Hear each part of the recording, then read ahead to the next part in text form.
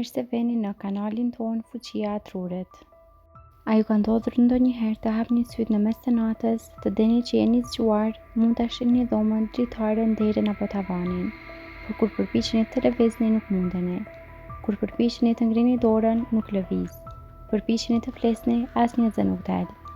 Zemra fillon të rramë më shpejt dhe frymarrja duket më e rëndë. Dhe në atë moment disa njerëz betohen se shohin një hije pranë shtratit, dëgjojnë hapa, ndjejnë sikur dikush është në dhomë, ose madje sikur diçka ulet mbi kraharorin e tyre. Për shumë persona, kjo është një nga përvojat më të prekshme që mund të ndodhë gjatë gjumit. Në kultura të ndryshme, paraliza e gjumit është shpjeguar me histori të ndryshme. Disa kanë lidhur me forca të mbinatyrshme, të tjerë me shpirtra, ndërsa sot shkenca ka një shpjegim tjetër për këtë fenomen. Në këtë video do të shohim 7 gjëra që nuk duhet i bëni nëse ju ndodh paraliza e gjumit dhe pse reagimi juaj mund ta bëjë përvojën më të lehtë ose më të prekshme. Mos u mundoni të panikoseni. Gjëja e parë që ndodh tek shumica e njerëzve është paniku. Kur trupi nuk lëviz, ndërsa mendja është zgjuar, është normale të ndiheni të tmerruar. Por sa më shumë të friksoheni, aq më shumë zemra fillon të rranë më shpejt dhe ndjesia mund të duket edhe më e rëndë. Paraliza e gjumit zakonisht zgjatet vetëm disa sekonda ose në raste të rralla disa minuta.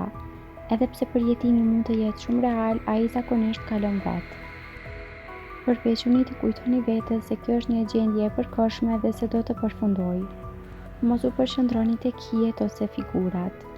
Një nga arsyet pse paraliza e gjumit është kaq e famshme është fakti që shumë njerëz raportojnë se shohin figura të errta, njerëz në cep të dhomës ose silueta pranë shtratit. Për disa njerëz ato duken aq reale sa janë të bindur se dikush ndodhet aty. Në të vërtetë gjatë paralizës së gjumit, truri mund të jetë ende pjesërisht në fazën e ëndrave, ndërsa sytë janë të hapur.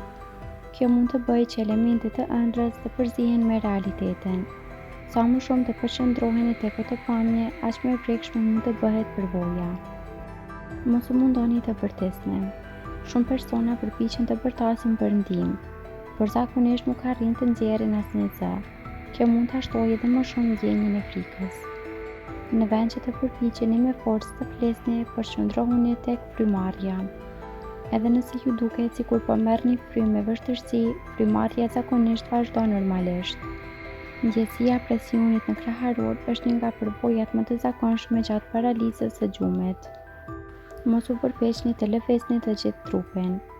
Kur përpiqeni me forcë të çoni trupin në këmbë, zakonisht nuk ndodh asgjë. Kjo vetëm sa arrit frustrimin dhe ankthjen. Disa specialistë rekomandojnë që në vend të kësaj të përpiqeni të lëvizni një pjesë shumë të vogël të trupit. Për shembull, një gishtë të dorës, një gishtë të këmbës ose çepallat. Tek disa persona kjo ndihmon që episodi të përfundojë më shpejt. Mos besoni menjëherë se është diçka e mbinatyrshme. Për mijëra vite, paraliza e gjumit ka qenë burim legjendash. Në vende të ndryshme, shumë njerëz kanë besuar se gjatë kësaj gjendje vizitoheshin nga shpirtra, demon, gjend ose krijesa të panjohura.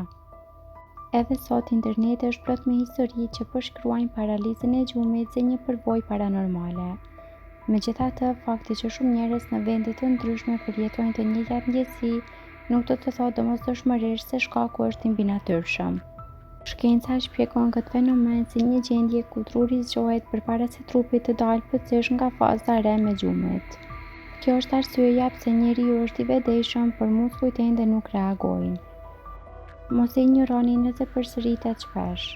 Një episod i vetëm zakonisht nuk është arsye për shqetësim. Por nëse paraliza e gjumit ndodh vazhdimisht, shoqërohet me përgjumje të madhe gjatë ditës, ose ju pengon të flini normalisht, është mirë të konsultoheni me një profesionist shëndetësor. Në disa raste ajo mund të lidhet me çrregullime të tjera të gjumit. Sa më herët të vlerësohet situata, aq më lehtë mund të gjendet shkaku. Mos neglizhoni zakonet e gjumit. Një nga faktorët që lidhet shpesh me paralizën e gjumit është mungesa e gjumit. Gjumi i parregullt, stresi, lodhja e tepërt dhe ndryshimet e shpeshta të orarit të fjetjes mund të rrisin mundësinë që ky fenomen të ndodhë. Përpiquni të fleni dhe të zgjoheni në të njëjtën orë çdo ditë. Kufizoni përdorimin e telefonit para gjumit dhe shmangni sasi të mëdha të kafeinës në orët e vona të ditës. Këto zakone mund të ndihmojnë në përmirësimin e cilësisë së gjumit.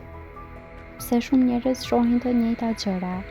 Pse ka shumë njerëz raportojnë figura të errta, ndjesinë e një pranie në dhumë ose presion bikraharor? Sipas studiuesve të gjumit, truri gjatë kësaj gjendje mund të përziejë elemente të ëndrrës me realitetin. Kjo bën që halucinacionet të duken njerëzisht reale. Nga ana tjetër, në kultura të ndryshme, këtë përvojë janë interpretuar ndryshe. Në disa kultura aziatike përmenden shpirtrat. Në disa besime popullore islame, njerëzit e kanë lidhur me gjendët. Megjithëse dietarët islam nuk e konsiderojnë paralizën e gjumit si provë se një person është domosdoshmërisht i prekur nga gjendët. Edhe në traditat e krishtlera ekzistojnë rrëfime popullore për përvoja të ngjashme, por ato nuk e përbëjnë mësim zyrtar të fesë. Kjo tregon se i njëjti fenomen është interpretuar ndryshe në vende dhe epoka të ndryshme. Paraliza e gjumit është një përvojë që mund të jetë jashtëzakonisht e prekshme, sidomos herën e parë. Ndjenja se jeni zgjuar por nuk mund të lëvizni së bashku me figurat, hijet ose tinguj që disa njerëz përjetojnë e bëjnë këtë fenomen të duket i pashpjegueshëm. Ruajtja e qetësisë, kujdesi për gjumin dhe njohja e këtij fenomeni mund ta bëjnë përvojën më pak të prekshme. Kaq për këtë video. Faleminderit që na ndoqët dhe për më shumë video të tilla bëni subscribe, like dhe comment.